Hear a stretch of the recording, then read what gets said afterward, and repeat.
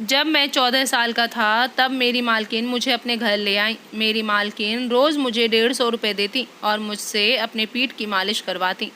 मैं 150 रुपये लेकर जी मालकिन बोलकर उनके पीठ की मालिश कर देता। लेकिन एक रात मेरी मालकिन मुझसे कहने लगी कि रेहान, कमरे की लाइट बंद कर दो। ये सुनकर मेरे होश उड़ गए, क्योंकि मेरी मालकिन और मेरे साथ मेरे हाथ बुरी तरह काँप रहे थे। जब मालकिन ने मुझे अपने कमर की मालिश करने को बोला तो कुछ समझ तो मैं उनको हैरत भरी नज़रों से देखता रहा।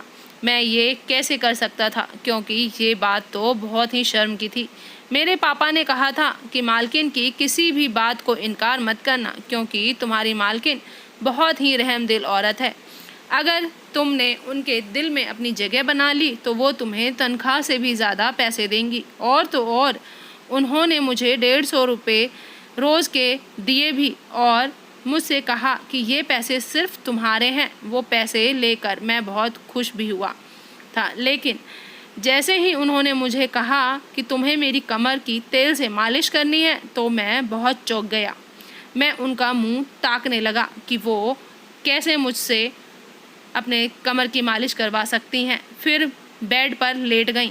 मैंने उनकी कमीज़ ऊपर की और अपने हाथ में थोड़ा सा तेल लगाया जो उन्होंने मुझे मालिश के लिए तेल दिया था। मैंने मालिश करना शुरू किया, लेकिन मैंने मालिश के दौरान अपनी आंखें बंद रखी थी।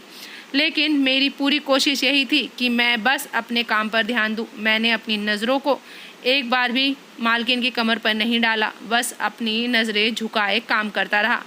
मालिश करते हुए मुझे याद आने लगा कि जब मैंने यहाँ काम करना शुरू किया था, उस समय जब मैं मालकिन के कमरे में काम करने के लिए दाखिल हुआ था तो मुझे आज मालकिन कुछ बदली हुई सी महसूस हो रही थी। मुझे लगा आज उनकी रंगत कुछ अजीब सी लग रही थी।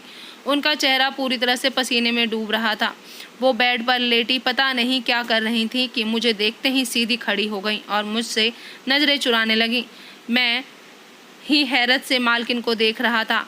आज मुझे लग रहा था कि मालकिन की तबीयत ठीक नहीं है। मैं मालकिन की खिदमत बहुत ही खामोशी से करता था, लेकिन आज मालकिन को ऐसे देखकर मैंने हिम्मत करके पूछ लिया। मैंने कहा कि मालकिन, क्या आप ठीक हैं? आप घबराई हुई क्यों हैं? मेरे लहजे में खुद ब खुद एतराज़ और नरमी सिमट आई थी। मैं मालकिन की दिल से इज्जत करता था और मुझे उनकी बहुत फ़िक्र थी, क्योंकि वो सिर्फ मेरी मालकिन ही नहीं थी, एक बहुत ही अच्छी औरत भी थी। बहुत छोटी उम्र से ही उन्होंने मुझे सहारा दिया था। मेरी बेकार ज़िंदगी को खुशहाली और खुशनुमा बनाने में मालकिन का एक अहम किरदार था।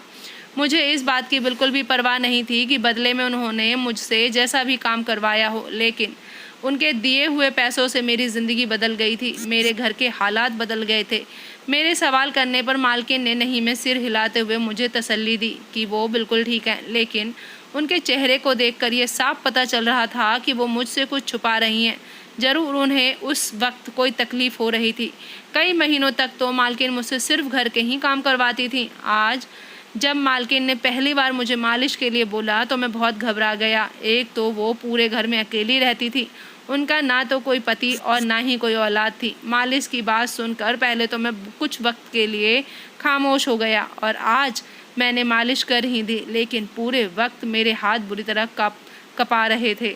मुझे लगा था कि मालकिन सिर्फ मुझसे आज ही मालिश करवाएंगी, लेकिन अब तो वो मुझसे रोज़ ही मालिश करवाने लगी थी। मुझे मालकिन के किसी काम से कोई झिझक महसूस नहीं होती थी, क्योंकि वो बहुत ही अच्छी नीयत से मुझसे काम कहती थी। लेकिन जब से मैं मालिश के लिए कमरे में जाता था तो मुझे अजीब सी बेचैनी होने लगती थी। मैं बहुत घबरा जाता था और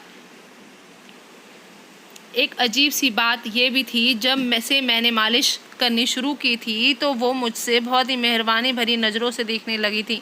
वो मुझे पहले 150 रुपये देती थी, लेकिन अब वो मुझे 300-400 रुपये भी दे दिया करती थी। ना जाने मुझे मालकिन की ये मेहरबानी खटकने लगी थी। आज भी मैं रोज़ाना की तरह मालकिन की मालिश करने के लिए जैसे ही तेल की शीशी उठाई, वैसे तो मैं मालकिन की 14 साल की उम्र से मालिश करता रहा था। शुरू में तो मुझे ये काम बहुत शर्मिंदा करता था, मुझे बहुत उलझन महसूस होती थी। मुझे मालकिन पर बहुत गुस्सा भी आता था, ना जाने वो मुझसे ये काम कैसे करवाती थी। लेकिन मेरी भी मजबूरी थी कि मुझे पैसों की ज़रूरत थी और मुझे इस काम के लिए अलग से 150 रुपये भी मिलते थे, इसीलिए मैं खामोशी से मालकिन का ये काम करता था। मुझे तो बहुत बाद में पता चला था कि मालकिन मुझसे ये काम क्यों करवाती थी। आज मैं मालकिन की मालिश करके जैसे ही तेल की शीशी लेकर बेड पर बैठा तो अचानक ही मालकिन ने बोला, रेहान लाइट ऑफ कर दो। मैं अचानक से चौंक कर मालकिन को देखने लगा। मुझे तो कुछ गड़बड़ महसूस हो रहा था, मगर मालकिन कुछ बताने को तैयार ही नहीं थी। बहरहाल मैंने लाइट ऑफ कर दी और अंदाजे से ही चलकर बेड के पास आकर बैठ गया। अचानक से मुझे महसूस हुआ कि मालकिन बिस्तर पर लेट गई हैं। फिर मैं वहाँ से जाने लगा कि अचानक मालकिन ने मुझे रुकने को कहा और मेरा हाथ पकड़ लिया। मालकिन ने मेरा हाथ पकड़कर मुझे ऐसी बात बताई जिसे सुनकर मेरे होश ही उड़ गए थे। मेरी बुरी तरह धड़कनें बढ़ने लगी थीं। बैठा ही रह गया मैं। मेरे लिए यकीन करना मुश्किल हो रहा था। मैं मालकिन की बात सुनकर अंदर तक हिल गया था।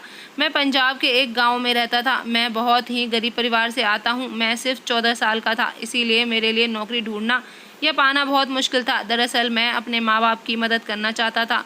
हमारा घर बहुत ही तंगी से गुजर रहा था। मुझे ये समझ नहीं आ रहा था कि मैं कैसे अपने माँ बाप की मदद करूं। मैं चाहता था कि मैं एक कामयाब इंसान बनकर अपने माँ बाप के कदमों में दुनिया जहान की सारी खुशियाँ रख दूं। मैं उनकी सारी तकलीफ़ें दूर करना चाहता था, इसीलिए मैं पढ़ाई करना चाहता था, क्योंकि मैं जानता था मैं पढ़ाई करके ही अब एक कामयाब इंसान बन सकता हूँ। मगर मेरे पास पढ़ाई करने के लिए भी पैसे नहीं थे। हमारे तो खाने पीने की भी बहुत मुश्किल से हो पाता था। मैं ये भी नहीं जानता था कि अगर मैं अपने माँ बाप के सामने पढ़ने का शौक़ रखता तो वो मेरी अपनी जान लगा देते और मेरा ये शौक़ पूरा करते। लेकिन मैं इतना खुदगर्ज नहीं था। मैंने अपना शौक़ अपने अंदर ही दबा दिया था। ये बात मुझे और भी ज़्यादा बेचैन करता था। ये उन्हीं दिनों की बात है जब मालकिन मुझसे मिली थी। मालकिन बहुत ही बड़ी उम्र की औरत थी और अपने घर में अकेली रहती थी। उनके पति ने उन्हें तलाक दे दिया था और उनकी कोई औलाद भी नहीं थी। मालकिन के पास बहुत पैसे थे। वो बहुत ही तनहा रहती थी। उनकी बहुत सी ज़मीनें हमारे गाँव में थी। एक दिन मालकिन का अपनी ज़मीनों पर कोई ज़रूरी काम पड़ा था, इसीलिए वो हमारे गांव आई थी। उन्होंने मुझे घूमते हुए देखा और मुझसे पूछने लगी कि तुम पढ़ाई क्यों नहीं करते हो।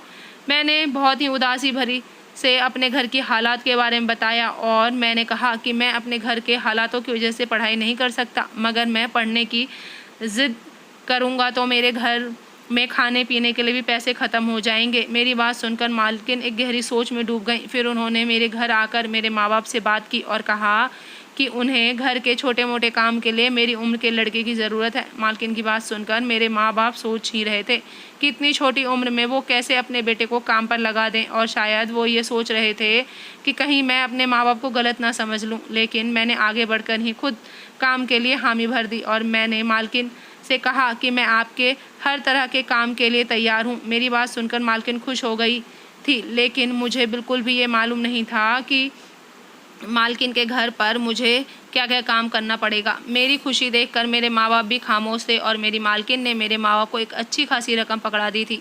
मालकिन ने मेरे माँ बाप को यकीन दिला दिया था कि हर महीने वक्त पर तनख्वाह भिजवा दिया करेंगी ताकि हमारे घर के हालात ठीक हो जाएं। मेरे माँ बाप खुश थे, मैं भी बहुत खुश था, क्योंकि आज मेरा सपना पूरा हो रहा था कि मुझे अपने माँ बाप के लिए कुछ करना था। मैंने अपना थोड़ा सा सामान बांध लिया और खुशी खुशी मालकिन के साथ शहर के लिए रवाना हो गया। मालकिन का शहर में बहुत ही बड़ा घर था। मैंने अपनी ज़िंदगी में पहली बार इतना खूबसूरत घर देखा था। मालकिन ने मुझे अलग से एक कमरा रहने के लिए दिया था। वो कमरा बहुत छोटा था, लेकिन बहुत ही अच्छे से सेट किया हुआ था। उसमें महंगे फर्नीचर लगे हुए थे। ऐसा लग रहा था जैसे वो कमरा मेरे लिए ही तैयार किया गया था। मालकिन ने मुझे घर के छोटे मोटे काम समझा दिए, जिसमें उनकी गाड़ी पर रोज़ कपड़ा मार देना, रात को दूध के साथ पानी देना और तीनों वक्त के बर्तन धोने और छोटे मोटे काम। लेकिन जैसे मेरे घर के हालात थे उस हिसाब से ये काम मेरे लिए बहुत आसान था। मालकिन के घर खाना बाहर से ही बनाया आता था और मालकिन मुझे भी अपने साथ खाना खिलाती थी। मालकिन ने मुझे पहले ही दिन अच्छे अच्छे कपड़े और जूते चप्पल खरीद दिए थे। मालकिन की मेहरबानी यहीं ख़त्म नहीं हुई थी। मालकिन ने मुझे बताया था कि वो जल्द ही मेरा किसी अच्छे स्कूल में एडमिशन भी करवाएंगी, जिससे मैं अपनी पढ़ाई पूरी कर सकूंगा। ये सुनकर मेरी तो खुशी का ठिकाना ही नहीं था। मुझे तो ऐसा लग रहा था जैसे मालकिन ने मुझे काम पर नहीं रखा बल्कि मुझे गोद ही ले लिया हो। कुछ दिन तो सब कुछ अच्छा रहा और मैं अपना काम बहुत मन लगा कर करता था। अचानक शाम को मालकिन ने मुझे अपने कमरे में बुलाया और एक खुशबू वाली तेल की शीशी मेरे हाथ में थमाते हुए मुझसे मालिश करने को बोलने लगी। मैंने तेल की शीशी लेकर मालकिन के पैरों के पास बैठ गया। मुझे लगा कि मालकिन के पैरों की मालिश करनी है और ये सोचकर मैं खुशी से उनके पैरों की मालिश करने को तैयार था, लेकिन मालकिन ने मुझे रोक कर बोला कि मेरे रीढ़ की हड्डी के नीचे वाले हिस्से की मालिश करनी है। ये सुनकर मैं बौखला गया। मुझे ये सब सुनकर शर्म आने लगी और मुझे गुस्सा भी आने लगा। मैंने अपनी नज़रें झुकाकर चुपचाप मालिश कर दी और उठकर मैं अपने कमरे में चला आया। मुझे लगा कि शायद मालकिन आज सफ़र करके आई थी इसलिए थक गई होंगी, इसीलिए उन्होंने मुझसे मालिश करवाई होगी, लेकिन मेरी ये गलत फहमी थी। अगला दिन मेरा बहुत अच्छा गुजरा था। मालकिन ने मुझे जो जो काम समझाया था वो तो मैंने खेलते खेलते ही कर दिया था। मैं बहुत ही फुर्तीला लड़का था, इसीलिए मैं अपना काम बहुत जल्दी ही कर लिया करता था। मगर जैसे ही शाम हुई आज भी मालकिन ने मुझे अपने कमरे में बुलाया और तेल की शीशी पकड़ा दी। मैं ये सोचकर परेशान हो गया था कि आज मुझे फिर से मालिश करना पड़ेगा। हाथ पैरों की मालिश तक तो ठीक था, लेकिन कमर की मालिश करना ये मुझे बहुत ही बड़ी उलझन में डाल दे रहा था। मैंने आज भी जैसे तैसे करके मालकिन की मालिश कर दी और जब मैंने मालकिन की तरफ देखा तो वो सुकून से सोई हुई थी। मुझे ये समझ नहीं आ रहा था कि मालकिन को मुझसे मालिश करवाकर हासिल क्या होता है। दिन ऐसे ही गुजर रहे थे। अब मालकिन ने मेरा एक अच्छे स्कूल में एडमिशन भी करवा दिया था। मैं मालकिन को भगवान की तरह समझता था, लेकिन मुझे उनकी मालिश करना बहुत बुरा लगता था। अब तो मालकिन ने ये एक सिलसिला बना लिया था। रोज़ शाम को मुझसे मालिश करने को कहती। मैं उनके एहसानों के नीचे दबा हुआ था, इसीलिए मना भी नहीं कर पाता था। बिना कुछ कहे मालिश कर देता था। अब मुझे ऐसा लगने लगा था कि शायद मालकिन ने ये महसूस कर लिया था कि मैं उनकी मालिश मुंह बनाकर करता हूँ, इसीलिए मालकिन ने मुझे मालिश करने के तनख्वाह से अलग रोज़ के 150 रुपये देने लगी थी और मैं पैसों की खातिर ये काम भी खुशी खुशी करने लगा था। ऐसे ही मुझे वहाँ काफ़ी वक्त गुजर गया। मालकिन की एक आदत बहुत अच्छी थी कि महीना पूरा होते ही मेरे घर तनख्वाह भिजवा दिया करती थी, जिससे मेरे माँ बाप की ज़िंदगी बहुत अच्छे से गुजर रही थी। मैं अपनी पढ़ाई भी बहुत दिल लगा कर रहा था, जिससे मुझे सारी ज़िंदगी मालकिन के घर की तरह दूसरों के घरों में काम ना करना पड़े। अब मुझे यहाँ रहने की आदत सी पड़ गई थी। मैं रोज़ की तरह आज भी मालकिन की मालिश करने में कमरे में गया तो आज मालकिन मुझे गौर से देख रही थी। मालिश करते हुए मेरे चेहरे पर उदासी सी छाई रहती। ये बात मालकिन ने भी महसूस किया था, इसीलिए मालकिन ने मुझे आज गौर से देख रही थी। मालकिन आज बोली, मुझे पता है कि तुम्हें ये काम करना अच्छा नहीं लगता, मगर मैं बहुत मजबूर हूँ, इसीलिए तुम्हारे मुंह बनाने के बावजूद तुमसे ये काम करवाती हूँ। मालकिन मुझसे बहुत ही उदासी से ये बात कह रही थी। मैं चौंक कर मालकिन की तरफ देखने लगा। मेरी नासमझी की वजह से मालकिन ने मुझे मालिश करवाने की वजह बताई तो मैं उन्हें देखता का देखता ही रह गया। आज मुझे बहुत शर्मिंदगी महसूस हो रही थी। मालकिन ने बताया कि उनको रीढ़ की हड्डी की परेशानी है, इस वजह से वो बिना मालिश करवाई सो नहीं पाती हैं। मैंने इस काम के लिए नर्स लड़कियां भी रखी थी, लेकिन वो लोग कोई ना कोई बहाना करके जल्दी जल्दी मालिश कर देती और फिर यहाँ से चली जाती। मजबूर होकर मालकिन ने मुझे मालिश के लिए बोला था। मालकिन मुझे आज गई कि मैं उनके एहसानों की वजह से मना नहीं कर पाऊँगा। मालकिन इतना बताकर खामोश हो गई और मैं मालकिन की बात सुनकर मन ही मन बहुत शर्मिंदा हो रहा था। मुझे अपने किए पर अफसोस हो रहा था। मैं ये सोच रहा था कि जिस औरत ने मुझ पर इतने एहसान किए थे, मैं उनके एहसानों का बदला भी नहीं उतार पाया था। इस दिन के बाद मैं मालकिन की पूरे दिल से मालिश करता और कभी भी मुंह नहीं बनाता था। अब मालकिन भी खुश रहने लगी थी।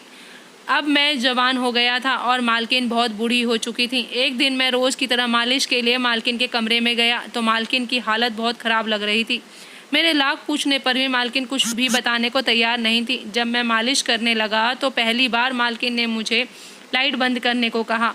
मैं ये सुनकर बहुत हैरान था, लेकिन मैंने मालकिन की बात मानी और लाइट बंद कर दी। लाइट बंद करके मैं मालकिन के पैरों के पास बैठ गया। उस वक्त मालकिन ने मेरा हाथ पकड़ा और मुझसे बोला कि आज मेरी तबीयत बहुत ख़राब लग रही है, मेरे सीने में मुझे तकलीफ़ महसूस हो रही है। मुझे लग रहा है कि मेरा वक्त करीब आ रहा है। मालकिन की बात सुनकर मैं बहुत घबरा गया और पसीनों में भीग गया। मैं चुपचाप वहीं बैठा रहा। मालकिन बोली, तुमने मेरा दिल जीत लिया है। अगर मेरी खुद की औलाद भी होती तो मेरी इतनी खिदमत नहीं करती।